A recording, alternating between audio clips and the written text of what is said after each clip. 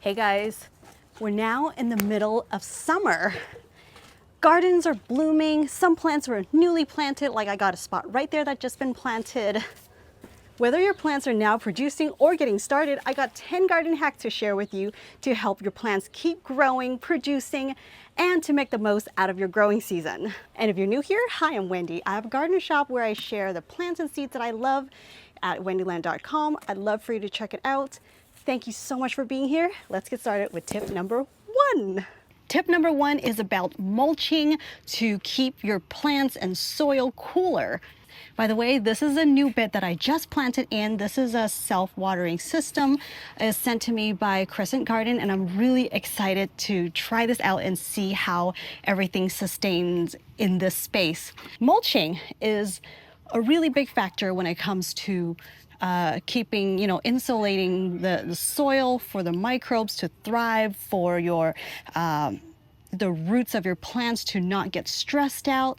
This is especially important when it comes to gardening in the warmer seasons because it actually helps to retain moisture. So it helps to save water, but not only that, it helps the roots to stay cool so the plants won't stress out as much, so you won't see as much of that plant drooping in, by like 2 or 3 p.m.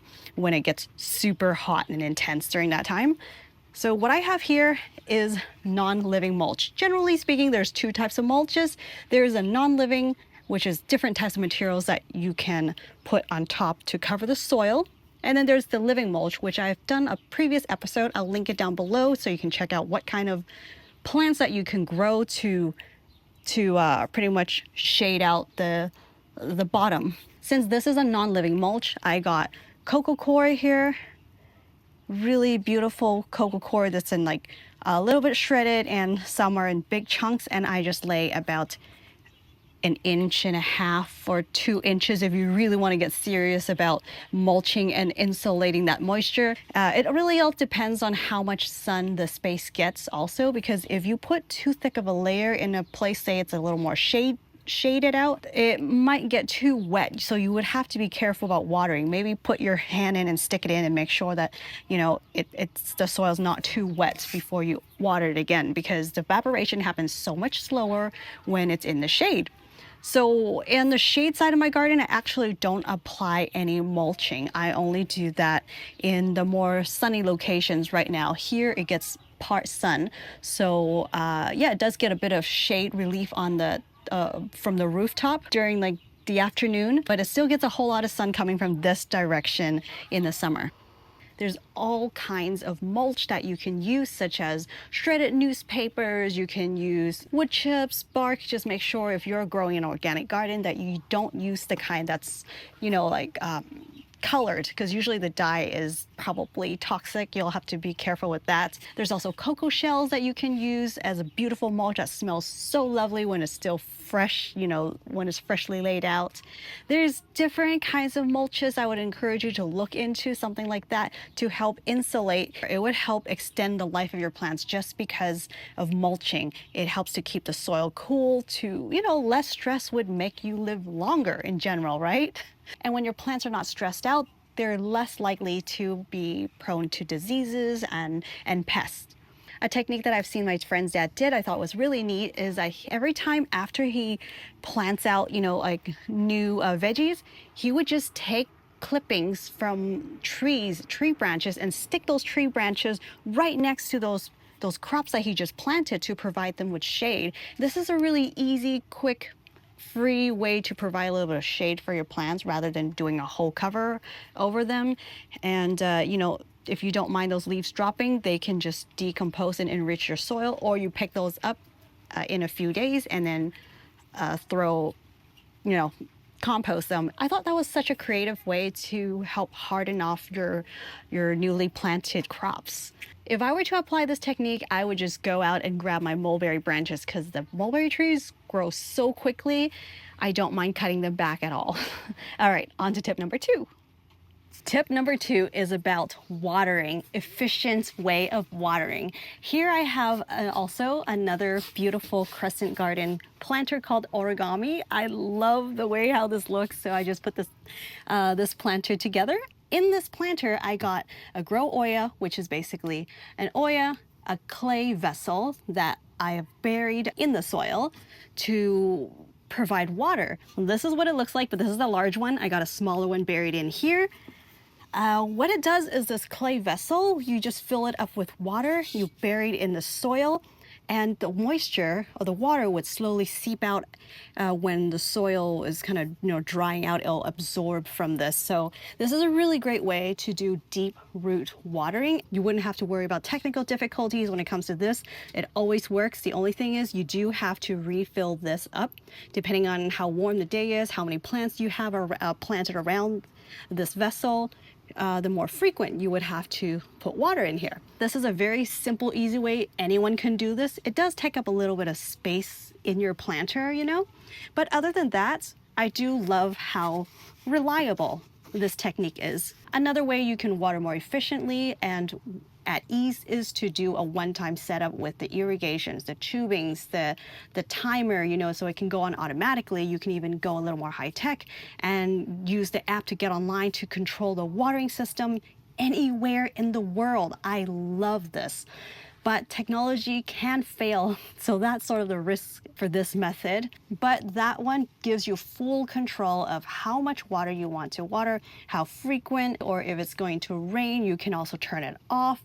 Everything is just so easy, all within like a push of a few buttons, or even getting on, with your phone. You could even set a misting system for maybe say like your shade-loving plants, like your hydrangeas or impatiens, plants that like the shade but also don't like the temperature being too hot. So that's a way to kind of cool off the plants, because when you keep watering it, sometimes the top dries out so quickly, like quicker than the soil. If you keep watering, the plants are going to rot out.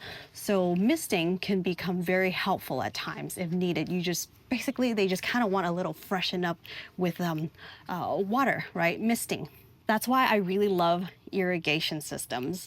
But another way to do it is, of course, to do it by hand. Make sure that you are watering efficiently, you are watering thoroughly. Ideally, on a very hot day, you do it early morning and just before the sunset, especially if you're growing in grow bags or air pots. The material and the way it's designed, they're just more breathable, which means the soil can dry out a lot faster. So make sure when you are watering those that you are seeing water running out of those grow bags, and make sure that it's not because it's completely dry that it's not absorbing or taking any water. Okay, let's move on to tip number 3.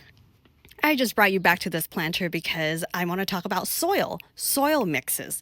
Now, if you already have planted in your garden, this time of the year, this may not fully apply to you, but if you are going to be doing succession planting or adding new plants in a container, a brand new container, or into a bed, and you need to add more soil, or even to top off your beds, it's also really part of the a way to help your plants thrive, to keep producing for you, right? Is to take care of their health. Plants, just like people, they are, they're living beings, and they need to be nourished. That's why when it comes to planting, the soil medium is so important, especially for vegetables that really they're not cacti, right? They enjoy nourishment. They enjoy regular watering. That's why if you want to save water or water less frequently, you can control that with, depending on the ingredients that goes into your potting mix. If you buy just, organic potting mixes for your vegetables, that's usually pretty good. But if you want to mix your own, understand why this mix is good for your plants and for retaining water. Because when your soil is able to absorb and hold that moisture longer, that means less frequently you need to water your garden. So the mixture you want to look into would be, say, the fillers, like coco coir. Some people use peat moss. Basically, it is like a very soft fine material that helps to hold water. And coco coir I find to be really good at, water retention. And something else I like to use to regulate that is, of course, you make sure you have your vermiculite and perlite to help absorb and hold water, or to help with drainage and to have aeration to help your roots to grow healthfully. I have more details about how to do soil mixes in another episode. I'll point to you guys in a link below if you're interested to make your own soil. But another thing that you need to put or pay attention to in the soil is that it has worm castings. Worm casting is really great. It's not only beneficial microbes that helps to feed the soil life and your roots of your plants, but it's nutrient rich, mineral rich. It also helps to retain moisture. So the worm castings that I mainly use is the one by Vermistera Worm Castings, and it has a really long shelf life. I love that I'm able to do transplants that also with worm castings, it helps to reduce transplant shock. I bought a pot of sun gold cherry tomatoes. It came with like a pot with 3 plants inside. Of course, it took me so long to get to those plants. They were like 18 inches tall. And that's when I split them up and I applied a generous amount of this worm casting in, planted, and they're continuing to grow like there's 0 transplant shock. That is also in part shade, just to be fair.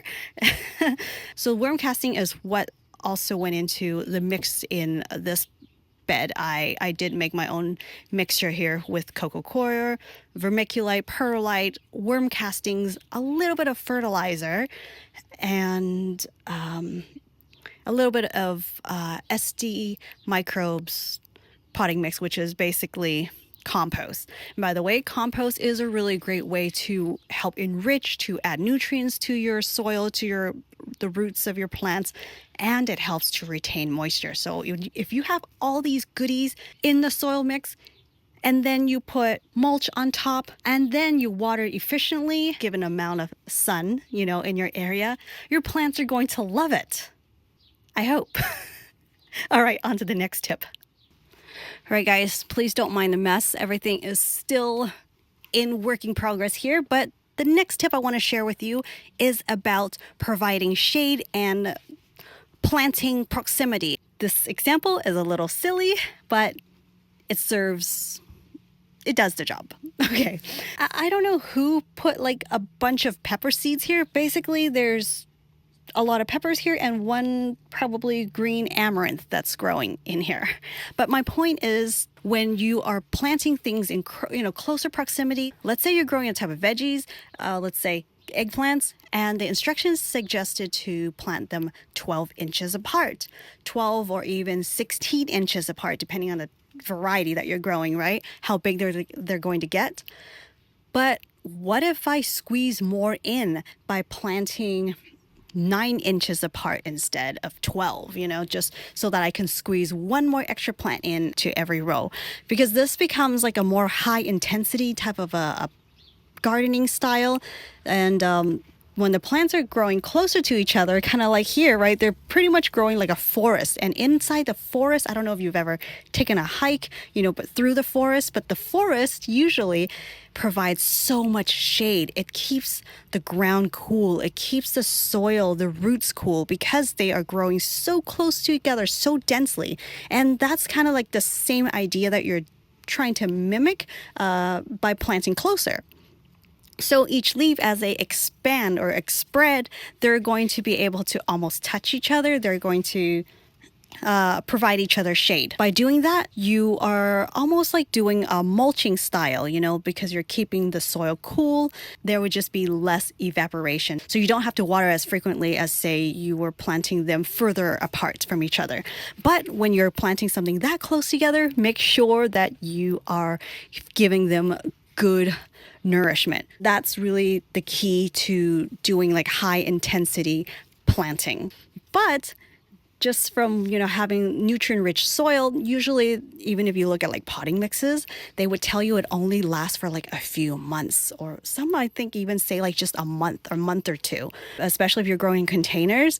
There's going to be runoffs. And that's why we're going to talk about the next tip that is also important. The next tip I want to talk to you about is about fertilizing. What I mean is basically to replenish the soil, to continue feeding your plants. One way to apply fertilizer is to use the dry kind, so they just kind of look like pellets. And you can just work it in. What I really love doing is to apply a liquid solution. So there's liquid fertilizer that you can dilute in water once every other week or so, is just the worm castings. This is a concentrated worm castings by Vermistera called Vitality. And there's all types of worm castings out there. You can even make your own, right? You can create your own worm castings by feeding worms. You can brew that to make a worm casting tea out of it. So they're really good for, your soil health and obviously for your plants. I love using liquid fertilizers or soil conditionings because it's so easy. It's just like I just grab the bottle, and if I had the time, I would brew my own tea. That's also applies to this tip. Basically, I'm diluting this liquid solution into in water and to water my plants. I can even spray them on the leaves. It's just a really great way to help your plants green up, give them a nice perk, just a really good dose of energy. All right, the next tip we're going to talk about providing shade, and this is a different method. I want to talk about providing shade to a much larger area. Or just temporarily. Let's say your plants are already growing, all of a sudden you get hit with a heat wave and you want to protect your plants for just that a few days or that week or so. You can just put stakes, like 4 stakes up, and just tie or clamp on like a bed sheet, or you can even get like a sheer tarp, I think it's called, basically like a sunshade. So there's different types of shades that you can get. I used to have one right here, like right above me here, but this year I just decided not to, and just to have more light, and instead just apply those methods that I just shared with you guys earlier, rather than putting a shade up, because there's not a whole lot of sun in, like, we don't actually get true full sun in this space. So why not take advantage of summer and have all the sunlight possible here. That's why I don't do it anymore. But I used to do this, and I do love having the luminette in here. It's like this foil supposed to be made with aluminum, but I think a lot of brands out there don't do that anymore. But I love that because it helps to reflect sunlight. It does not darken the space, but also to help reflect heat back, so it keeps whatever that's underneath that layer so much cooler, like a few degrees cooler. The thing I didn't like about that one is that even the ones that lasted longer still, that metal pieces were starting to flake apart after like a couple of years use or something. So I just decided to have it nice and open this year.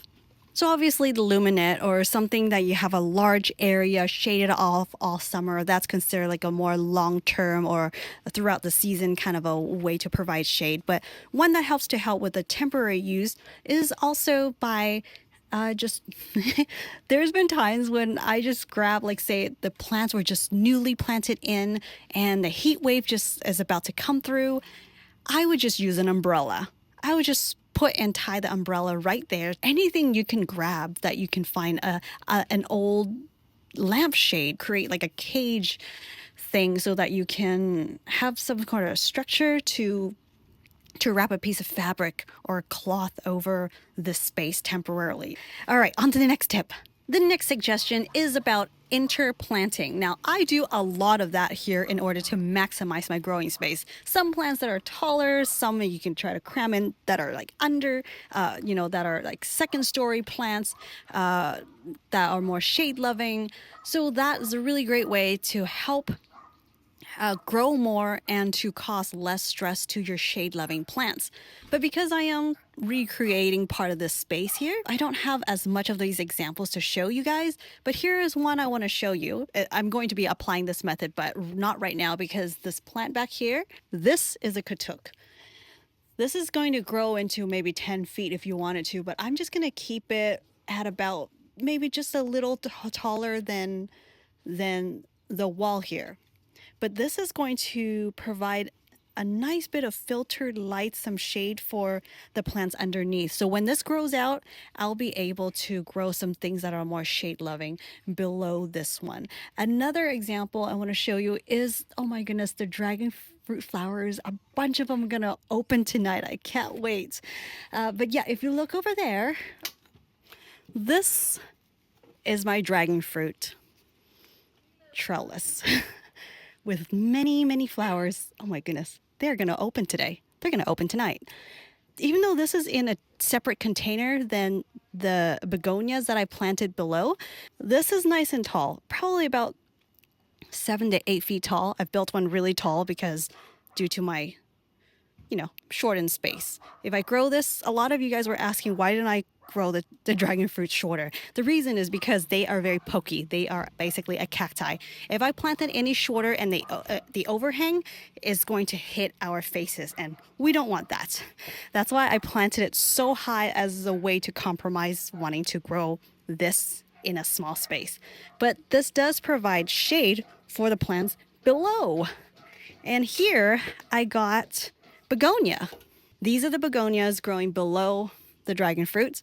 It just creates this really nice, bright, indirect light and sometimes some dapple sunlight here for these begonias, which are more, like part sun, but really they prefer more part shade. That's why I love interplanting so much, because you not only can maximize your growing space that way, but the plants that love the sun would benefit from growing nice and tall to reach a lot of sunlight. But the ones that are that love shade, the taller plants would be able to provide cooler temperatures for those plants below.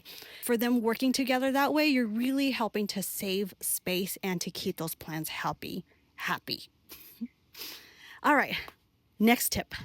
The next tip is about containers, picking the right type of containers that would suit your space. Now, there's no right or wrong when it comes to containers, right? Just like everything else, it all depends on the space that you're growing in, how warm it can get where you are, what type of plants are going in there. Is it going to be, like heat-loving plants or prefers more shade, but usually when we're talking about growing in a warmer space to help your plants stay a little cooler, so there's less stress for them, is to look for pots that I prefer. Even like the easiest pots would be like the plastic pots. I know it's not very eco-friendly, but the point of, I think if you're using plastic, at least try to make the most use out of it. Don't just use it and toss them out, recycle them, give it to someone else that needs them, or even take it back to a nursery. Plastic would actually be better for holding moisture rather than, say, ceramic terracotta pots, especially, or the terracotta pots that are unglazed, like this vessel here. It's unglazed, it's not shiny at all, and these ones would leach out moisture. Soil would tend to dry out faster. So I would look into lighter color pots, plastic pots, anything that produces a lot of like warmth, just putting it out in the sun. You'll notice when it gets really hot, that one is the soil is going to dry out a lot faster, right? Or you could get more like insulated pots, like this origami pot here.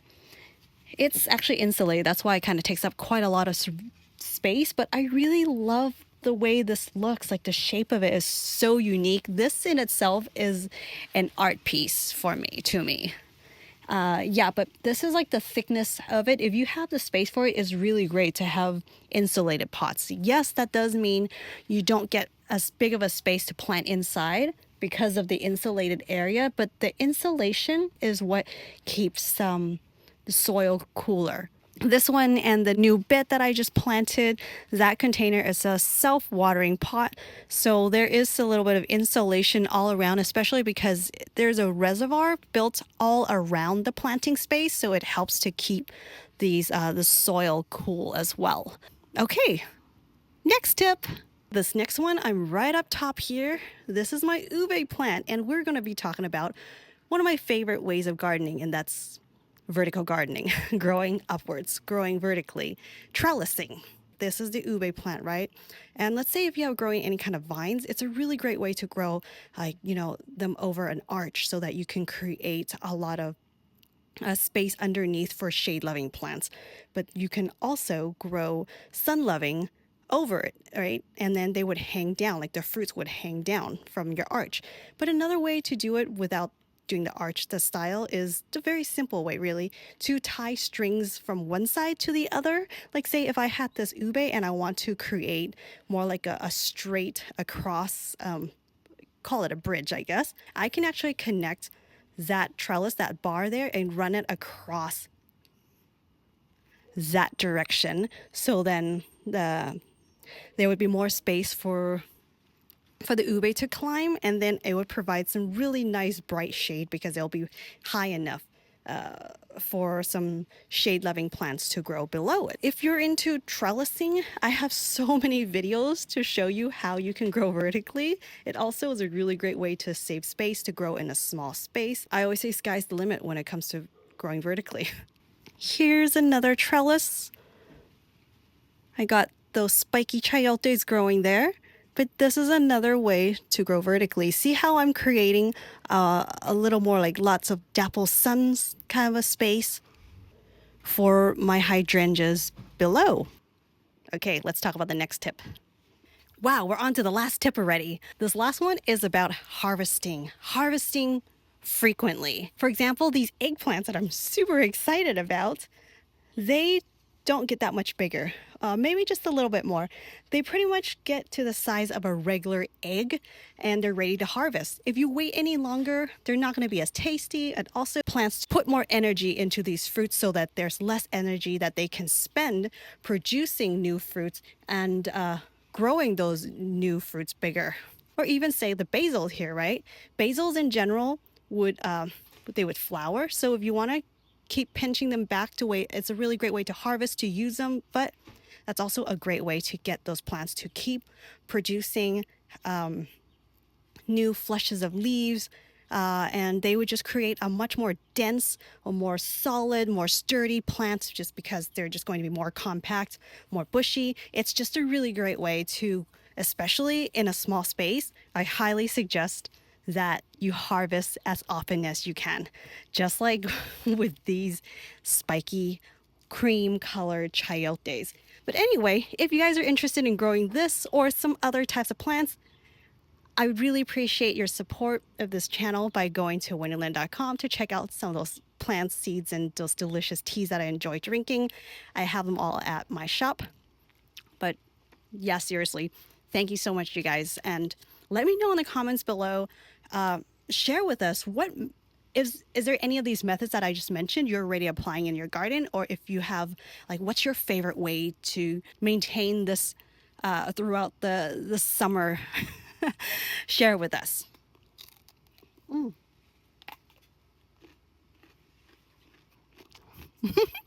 Crunchy. I can't wait to pickle these. Or stir fries are really good. Yeah, so remember, harvest as soon as you can so that you can enjoy them sooner in your kitchen, and your plants would just feel less weight and produce them more for you guys. So thank you so much, you guys, for making through this video with me today. I really appreciate you for being here. Until then, I'll see you in the next one. Bye.